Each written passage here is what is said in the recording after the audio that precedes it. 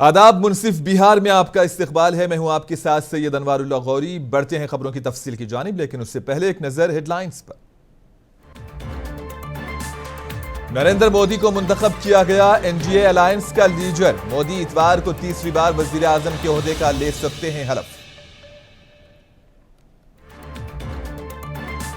JDU ने NDA की हिमायत को बरकरार रखने का किया ऐलान। नीतीश कुमार ने कहा वो हर वक्त रहेंगे पीएम के साथ। इंडिया इत्तेहाद पर किया तंज। एलजेपी सरबराह चिराग पासवान ने एनडीए मीटिंग से किया खिताब। कहा मुल्क की आवाम को मोदी पर है पूरा भरोसा। समस्तीपुर में 3 बच्चे दरियाए बुरही गंडक में डूबने से हलाक। 2 बच्चों को मुकामी लोगों ने डूबने से बचाया।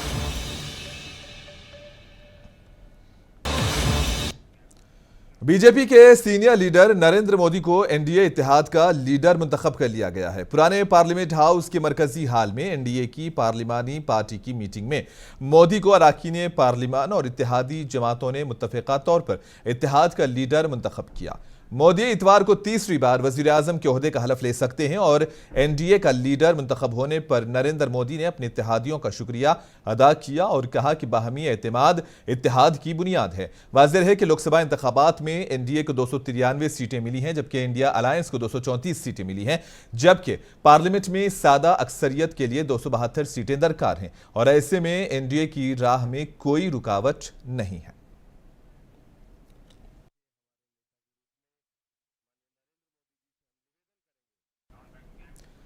एनडीए की पार्लिमानी पार्टी की मीटिंग में वजीर आजम नरेंद्र मोदी ने कहा कि न हम हारे थे और ना ही हम हारे हैं, लेकिन 4 जून के बाद हमारा रवैया हमारी शनाख्त को जाहिर करता है कि हम जीत को हजम करना जानते हैं। मोदी ने कहा कि पहले भी एनडीए थी, आज भी एनडीए है और कल भी एनडीए ही रहेगी।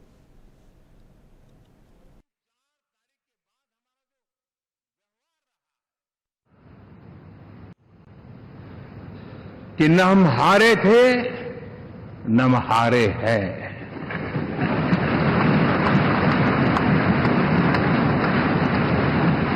लेकिन 4 तारीख के बाद हमारा जो व्यवहार रहा है वो हमारी वो पहचान बताता है कि हम विजय को पचाना जानते हैं।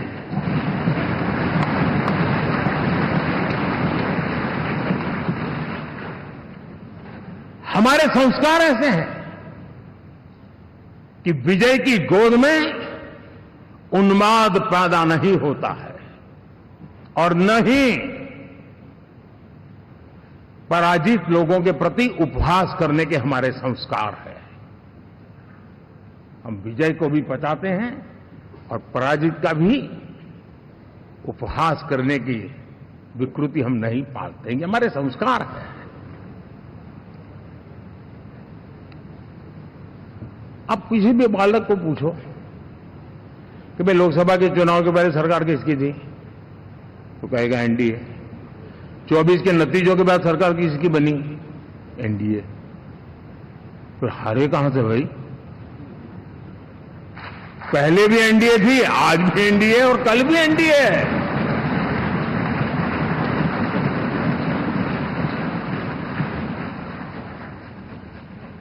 आप सोचिए 10 साल बाद भी कांग्रेस 100 के आंकड़े को नहीं छू पाई।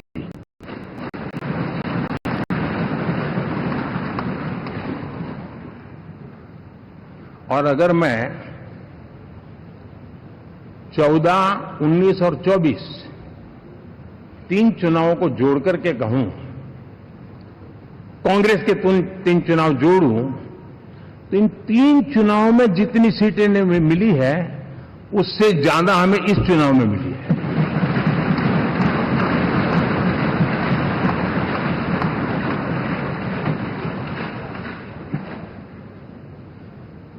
और मैं साफ देख रहा हूं साथियों, एनडीए वालों को अंदाज नहीं है। वे धीरे धीरे पहले तो डूब रहे थे, अब तेज गति से ये गर्त में जाने वाले हैं। एनडीए अलायंस पर मोदी ने कहा कि यह हिंदुस्तान की तारीख का सबसे कामयाब इत्तेहाद है। हमारा मकसद अपने तमाम फैसलों पर इत्तेफाक राय तक पहुंचना है। मोदी ने मुल्क के लोगों को यकीन दिलाया कि जो अक्सरियत इन्होंने हमें हुकूमत चलाने के लिए दी, हमारी कोशिश होगी कि हम इत्तेफाक राय के साथ मुल्क को आगे ले जाने में कोई कसर नहीं छोड़ेंगे। गठबंधन का विजय, हमने बहुमत हासिल किया है और मैं कई बार कह चुका हूं, शब्द अलग होंगे लेकिन मेरे भाव उसमें एक सातत्य है। सरकार चलाने के लिए बहुमत आवश्यक है, लोकतंत्र का वही एक सिद्धांत है, लेकिन देश चलाने के लिए सर्वमत बहुत जरूरी होता है।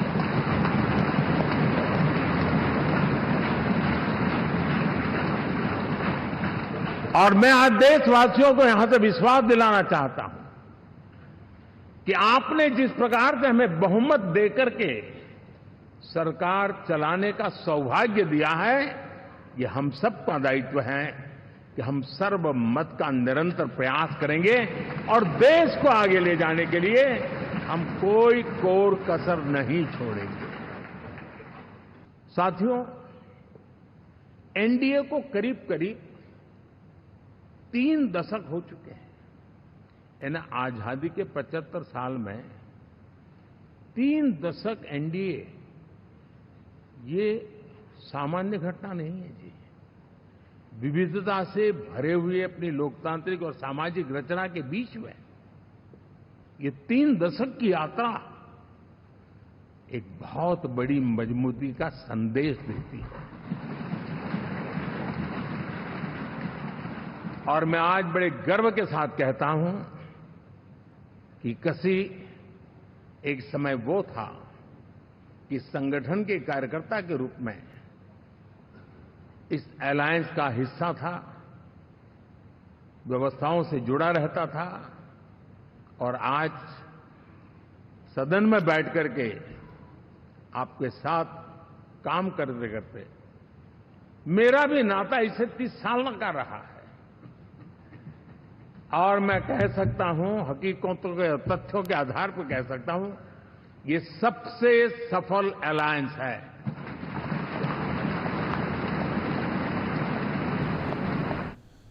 नीतीश कुमार की क़ियादत वाली जेडीयू ने आज बाज़ाब्ता तौर पर एनडीए की हिमायत को बरकरार रखने का ऐलान किया। एनडीए पार्लिमानी पार्टी की मीटिंग में बिहार के वज़ीर आला व जेडीयू के सरबराह नीतीश कुमार ने कहा कि बिहार के तमाम ज़ेरे-काम इल्तिवाक काम किए जाएंगे और ये बहुत अच्छी बात है कि हम सब एक साथ आए हैं और हम सब आपके साथ मिलकर काम करेंगे। हमारी party Janata Dal United, Bharatiya Janata party संसदीय दल के नेता आदरणीय श्री नरेंद्र मोदी जी को भारत के प्रधानमंत्री पद के लिए समर्थन देती है। आज ये बहुत ही खुशी की बात है। 10 साल से ये प्रधानमंत्री हैं और फिर प्रधानमंत्री होने जा रहे हैं। आज देश बहुत आगे बढ़ेगा। अब बिहार का भी तो सब काम हो ही जाएगा, जो कुछ भी बचा हुआ है उसको ही कर देंगे। सबसे पुराना इलाका है, तो इसीलिए हम लोग तो पूरे तौर पर हर तरह से जो आप चाहिएगा उस काम के लिए हम लोग लगे रहेंगे और बहुत अच्छा होगा। अब जितने लोग साथ हुए हैं अब बहुत अच्छा है और सब लोग बहुत अच्छे ढंग से अपनी बात कर रहे हैं, तो सब लोग ठीक है। हम मिल करके सब लोग चलेंगे और हम लोग पूरा आपके साथ रहेंगे और आप पूरे देश को कितना आगे बढ़ाएंगे, ये बहुत खुशी की बात होगी। यही हम लोगों को कहना है और मेरा आग्रह यही है कि जल्दी से जल्दी आपका काम शुरू हो जाए, शपथ ग्रहण हो जाए। अब आप एतवार को करने वाले हैं, तो हम तो चाहते थे कि आजो हो जाता तो अच्छा था, लेकिन आपकी जब इच्छा है तो जब भी हो, जितना तेजी से काम हो जाए तो बहुत अच्छा है और बहुत अच्छा रहेगा। अब इस बार हम लोगों का इससे बड़ी खुशी होगी और पूरे देश में इसका बहुत ज्यादा फायदा है। इधर उधर कोई करना चाहता है उसको कोई लाभ नहीं है, तो इसीलिए मैं आपका अभिनंदन करता हूं और आपके नेतृत्व में सब लोग काम करेंगे, सब लोग चलेंगे इन्हीं शब्दों के साथ। और आप सब लोग इतना खुशी हैं, सब पार्टी के लोग, मैं उनका भी अभिनंदन करता हूं और यही कहूंगा कि हम सब लोग इनके साथ रहेंगे और एक साथ होकर के जो कुछ भी करेंगे इनकी बात को मानते हुए हम लोग आगे चलेंगे। इन्हीं शब्दों के साथ बहुत बहुत धन्यवाद। नीतीश कुमार ने अपनी तकरीर के दौरान इंडिया इत्तेहाद पर तंज किया। इन्होंने कहा कि इंडिया इत्तेहाद ने कोई काम नहीं किया। नीतीश ने एक बार फिर इसका इरादा किया कि वो हर वक्त वजीर आजम के साथ रहेंगे।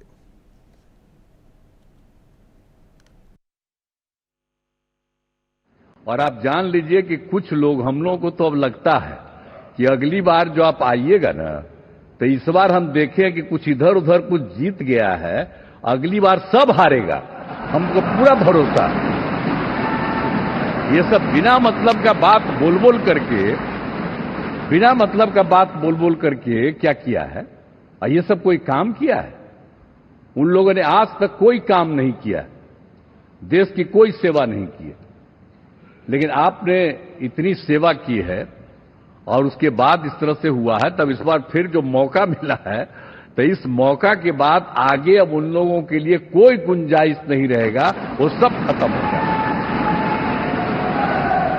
एनडीए पार्लिमानी पार्टी की मीटिंग में लोक जनशक्ति पार्टी रामविलास के सदर चिराग पासवान ने वजीर आजम नरेंद्र मोदी को मुबारकबाद दी और कहा कि उनकी वजह से ही एनडीए ने ये जबरदस्त जीत हासिल की है। चिराग पासवान ने कहा कि दुनिया के सामने हम फख्र से कह सकते हैं कि मोदी की क़ियादत में हिंदुस्तान 5वीं बड़ी मईशत बन गया है। चिराग पासवान ने कहा कि हिंदुस्तान के लोगों को आप पर पूरा भरोसा है। मौजूद यहाँ पर सभी नवनिर्वाचित लोकसभा के माननीय सांसद सदस्यों का स्वागत करते हुए मैं मेरे प्रधानमंत्री आदरणीय नरेंद्र मोदी जी को बधाई देता हूं। आपकी वजह से एनडीए को ये प्रचंड जीत हासिल हुई है, इसका श्रेय आपको जाता है सर। आप ही में वो इच्छा शक्ति थी कि जिसने इतिहास में इस तरीके की प्रचंड जीत को दर्ज कराने का काम किया। ये कोई सामान्य बात नहीं था कि लगातार तीसरी बार प्रधानमंत्री जी के नेतृत्व में एनडीए को इतनी बड़ी जीत मिलती गई। हम लोग सर जब क्षेत्र में जाते थे, आपके नाम पर जिस तरीके का उत्साह देखने को मिलता था, ये हम सबके लिए गर्व की बात होती थी कि हमारे नेता एक ऐसा नेतृत्व करता हम लोग के पास है जिसको लेकर जनता में विश्वास है। आप ही की वजह से सर आज दुनिया के सामने हम लोग गर्व से कहते हैं कि भारत देश की 5वीं सबसे बड़ी अर्थव्यवस्था बना, तो ये देन आपकी है। भारत की जनता को सर आप पर पूरा विश्वास है। आप ही में सर वो इच्छा शक्ति है जो गांव और शहर की दूरी को मिटा सकता है। आप ही में वो इच्छा शक्ति है जो अमीर और गरीबी के फासले को पार सकता है। आप ही में वो इच्छा शक्ति है सर जिसने ये लक्ष्य रखा कि 2047 तक भारत को हम लोग विकसित देश बनाएंगे और भारत को विकसित देश बनाने की ओर आप ही हम लोगों को लेकर चल सकते हैं।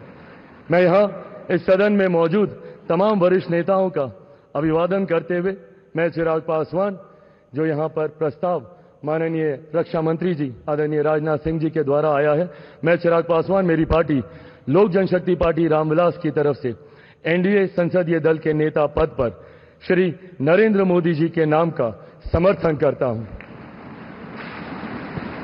और अंत में मैं इतना जरूर कहूंगा सर, मेरे नेता मेरे पिता आदरणीय रामविलास पासवान जी ने एक सपना देखा था और उन्होंने हमेशा कहा था कि मैं उस घर में दिया जलाने चला हूं जिस घर में सदियों से अंधेरा है। मुझे लगता है उनके इस सपने को, उनके इस लक्ष्य को और करोड़ों देशवासियों को अंधकार से निकालने की उम्मीद एकमात्र आप हैं सर। इसके लिए आपका बहुत बहुत धन्यवाद, बहुत बहुत आभार। एलजेपी रामविलास ग्रुप की आज मीटिंग हुई। यह मीटिंग चिराग पासवान के घर पर हुई। एलजेपी के 9 मुंतखब अरकान पार्लिमान ने इस मीटिंग में शिरकत की। इस मीटिंग में चिराग पासवान को एलजेपी पार्लिमानी बोर्ड का सदर मुकर्रर किया गया। इस दौरान से मीडिया से बात करते हुए चिराग पासवान ने कहा कि कई तरह की अफवाह मेरे और पार्टी के ताल्लुक से फैलाई जा रही है, लेकिन मैं यही कहूंगा कि नरेंद्र मोदी की क़ियादत में सरकार बन रही है और 10 साल से जिस तरह से काम हो रहा था अब उससे अच्छे काम होंगे। महज एक औपचारिकता है हमारे प्रधानमंत्री जी को नेता चुनने की। हम सब ने उन्हीं के ही नेतृत्व में चुनाव लड़ा और उन्हीं के नेतृत्व में ये सामर्थ्य था कि लगातार तीसरी बार एनडीए प्रचंड बहुमत के साथ सरकार बनाने जा रहा है। ऐसे में आज तमाम एनडीए के सांसद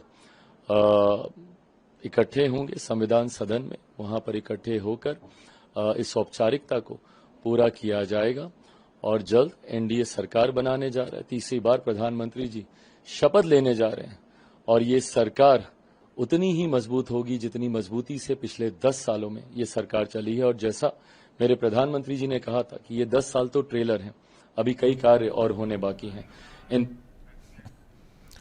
सुपौल पार्लिमानी हलके से आरजेडी उम्मीदवार चंद्रहास चौपाल को इंतखाबात में शिकस्त हुई। इन्होंने मीडिया से बात करते हुए कहा कि अपोजिशन पार्टी के बड़े लीडरों और वुज़रा ने इलेक्शन में मुसलसिल मुहिम चलाकर जिस तरह हमें कमजोर करने की कोशिश की, इसके बावजूद हमें अवाम की बेपनाह हिमायत हासिल थी, लेकिन हम पैसे की ताकत के सामने हार गए। चौपाल ने इल्जाम लगाया कि हुक्मरान पार्टी ने मुख्तलिफ रज़ाकार तंजीमों की मदद से वोटर्स को राग़िब करने का काम किया है। कलर नहीं था तो जो इससे पहले जो प्रत्याशी था उससे तो 1 लाख से ज़्यादा हमको अधिक वोट मिला है। जो स्थिति यहाँ बनाया और बिहार का जो हवा रहा उसके अनुरूप हमको बहुत अधिक वोट मिला है। बिहार के जनता इस चुनाव को समझ नहीं पाए, शायद जो हवा यहाँ बहा चुनाव में वो बिहार के लिए इंडिया गठबंधन के पक्ष में नहीं रहा, यही कारण हो सकता है।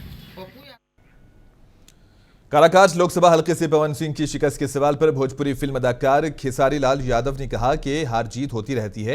इन्होंने कहा कि मरकजी वजीर रहे आरके सिंह को भी शिकस्त का सामना करना पड़ा है। इसके प्रति क्या प्रतिक्रिया आप देते हैं, मतलब क्या कारणों से हारने के लिए तो आरके सिंह बिहार के मंत्री होकर ये कोई विषय ही नहीं है। नहीं सर, वो देखिए जिंदगी में हार जीत बना रहता है, चाहे वो आरके सिंह जी हो, चाहे हमारे पवन भैया हो, चाहे दिनेश भैया हो, चाहे कोई भी दुनिया का आदमी। कोई लड़ता है तभी ना हारता है, कम से कम वो आदमी पीछे तो नहीं हटा ना, लड़ा ना, तो वो राजा है। आज हारा है कल जीतेगा और हार के आगे जीत है। आदमी गिरता है तभी तो उठता है, नहीं तो रास्ते का पता नहीं चलता। सही बात है। तो जिंदगी में कभी वो आदमी हारा नहीं है। जनता का इतना बड़ा प्यार और इतना बड़ा साम्राज्य, और उन्होंने कम से कम एक चीज तो किया ना कि लड़े और शिद्दत से। महकमे पंचायत राज की जानिब से विकास भवन पटना में एक प्रेस कॉन्फ्रेंस का एहतिमाम हुआ। पंचायती राज महकमे के मुअज़्ज़ज़ वजीर केदार प्रसाद गुप्ता और पंचायती राज महकमे के एडिशनल चीफ सेक्रेटरी मोहिर कुमार सिंह ने प्रेस कॉन्फ्रेंस से खिताब किया और महकमे की कामयाबियों और आइंदा काम की मनसूबाबंदी पर बातचीत की। में आपके साथ उपस्थित है, अब मैं आपके बीच अपनी बातों को रखना चाहता हूँ। लोकसभा का चुनाव खत्म हो गया है, आचार संहिता खत्म हो गई है। माननीय बिहार के माननीय मुख्यमंत्री जी 2025 से विधानसभा चुनाव से पहले बिहार में 10 लाख नौजवानों को, बेरोजगारों को नौकरी देने का उनका संकल्प है। उन्होंने घोषणा भी किया है, जिसमें लगभग 4-5 लाख नौकरियां पहले मिला है और आगे जो नौकरी मिलने वाला है उसमें हमारे पंचायती राज विभाग से लगभग 3 महीना 4 महीना के अंदर में आपको 15। समस्तीपुर के जगत सिंहपुर गांव के 3 बच्चे दरियाए बुरही गंडक में डूबने से हलाक हुए। इब्तदाई तौर पर 5 बच्चे डूबे, ताहम मुकामी अफराद इनमें से 2 को बचाने में कामयाब रहे। 3 बच्चों की लाशों को एसडीआरएफ के एहलकारों और मुकामी गौताखोरों ने निकाला और पोस्टमार्टम के लिए समस्तीपुर मुंतकिल किया गया। मरने वाले बच्चों की उम्र 10 से 12 साल बताई जा रही है और बताया जा रहा है कि वो नहाने के लिए पानी में उतरे थे।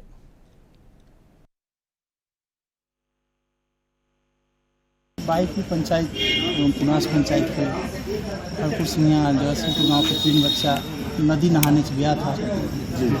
उसी क्रम में वो लोग गहरे पानी में चले जाने के कारण डूब मौत। हाँ, मतलब बॉर्डर पे ही 2 गांव के हैं, 2 लड़का हरपुर सिंह और जगतसिंहपुर पुनास पंचायत। ये कहाँ घटना हुई थी? ये जगतसिंहपुर स्विस गेट के पास बूढ़ी गंडक। हाँ, बूढ़ी गंडक। क्या नाम हुआ आपका? संतोष कुमार। बूढ़ी गंडक नदी में एक साथ 8-9 बच्चे नहाने के लिए गए हुए थे, जिसमें 5 बच्चा डूब गया। स्थानीय लोगों के द्वारा 2 बच्चों को बचा लिया गया, बाकी 3 बच्चे डूब गए। फिर सूचना पाकर हम लोग वहां पहुंचे उसके कुछ देर बाद SDRF भी पहुंची। स्थानीय गोताखोर SDRF के सहयोग से तीनों बच्चा का डेड बॉडी निकाला गया, जिसे पोस्टमार्टम के लिए समस्तीपुर लाया गया। और जो बच्चे डूबे थे वो लखीसराय जिले के केवल रेलवे स्टेशन पर खड़ी EMU ट्रेन में बीती शाम आग लगी थी, जिसके बाद स्टेशन पर अफरा तफरी का माहौल हो गया था। तहम बाद में फायर फाइटर अमले ने आग पर काबू पा लिया। इस वाकये में कोई जानी नुकसान नहीं हुआ। आग लगने की वजूहात का पता लगाया जा रहा है।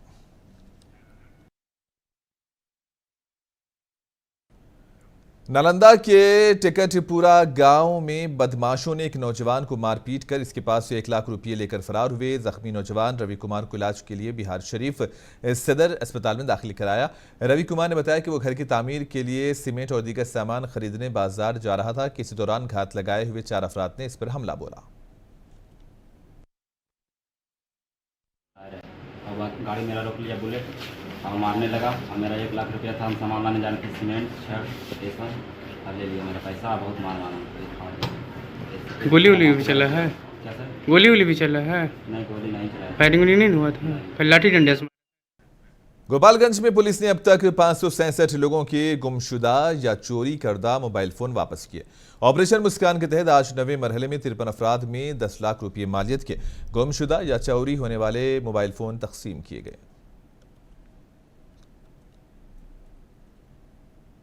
गोपालगंज जिले में और इस 9वें फेज के तहत हम लोगों ने करीब 53 मोबाइल फोन जिसकी कीमत करीब 10 लाख रुपए है, इसको जनता के बीच में वितरित किया है। इसके पहले भी प्रथम 8 फेज में हम लोगों ने 514 फोन जनता को वितरित किया गया है और ये 9वां फेज है। इसमें अलग अलग थाना क्षेत्र के लोग आए थे जिनका मोबाइल गुम हो गया था और गोपालगंज के जनता से, गोपालगंज वासियों से अनुरोध है कि अगर आपका मोबाइल कहीं गुम हो गया है, कहीं खो गया है, तो जो हेल्पलाइन नंबर हम लोगों ने दिया है 9470092879, इस पर आप शिकायत दर्ज करा सकते हैं या अपने नज़दीकी थाना में जाके सनहा दर्ज करा सकते हैं और उस सनहा की कॉपी। कटिहार जिले में फलका ब्लॉक के फॉरेब्सगंज सड़क की हालत खस्ता है और इस सड़क पर अक्सर पानी जमा रहता है, जिसकी वजह से लोगों को मुश्किलात पेश आती हैं। सड़क के साथ ही एक पंचायत की इमारत और एक आंगनवाड़ी सेंटर है। मुकामी लोगों ने इंतजामिया से इस मसले को हल करने की मांग की। नीतीश बाबू आए थे यहाँ पर, जब आने का उनका सूचना मिली तो 2 दिन पहले से पानी ऐसा कर दिया था, रोड को सुखा दिया था कि जैसा लग रहा था यहाँ कुछ हुआ ही नहीं है। और ठीक उनके जाने के बाद यही दरदशा हो गया और ये तकरीबन साल भर से है। ना तो यहाँ पे कोई प्रशासन ध्यान दे रहा, ना कोई पद अधिकारी ध्यान दे रहा और ना तो कोई यहाँ का जो जनप्रतिनिधि है वो ध्यान दे रहा है। मगर कहने का मतलब ये है कि ये पोठिया बाज़ार का हालात इतना गंदा है और इतना ख़राब है कि आप देख सकते हैं कि नाले का हालात कितना ख़राब है। और इसी के साथ ही खबरों का सिलसिला यहीं पर इख्तिताम पजीर होता है। दीजिए इजाज़त, आदाब।